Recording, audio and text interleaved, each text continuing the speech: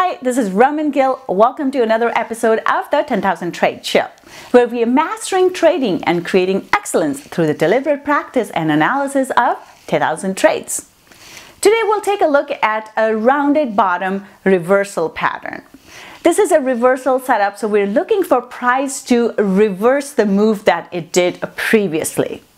So let's go on to the charts and we'll take a look at how to identify a rounded bottom trade setup, what we are looking for, where to enter the trade, where to place your stop loss, and most importantly, how to exit the trade with a profit. Here we are looking at a rounded bottom trade setup. This is pound US dollar 1 hour chart. A rounded bottom trade setup is a bullish reversal signal, and this happens when a price is dropping, so price is moving lower and then comes into a support level which it's not able to break, and then it looks like it's moving lower, but then it turns and starts to round up. So in this case, we don't have a sharp turning point like this one here. It's not flat, it's not sharp, but actually it curves around. It looks like a little circle in the bottom. So we have this is called a rounded bottom trade setup. So this is a bullish reversal signal. So in this example, we see that price is dropping here, then comes and hits the support level, then tries to test that level once again, but then holds above that level and slowly, very gradually starts to push higher. So this is our rounded bottom trade setup here. It gives us an indication that price is likely to move higher. So in this case, we can take a trade either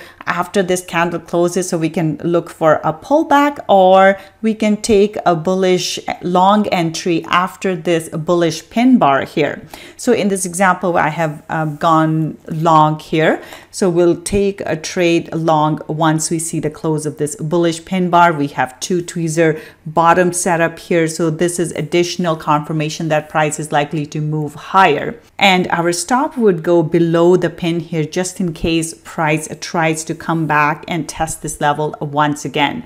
And in this case, we stay with the trade for as long as price is moving higher. Then it goes into the next support and resistance level and bounces off of that. So we have a large pin to the upside here.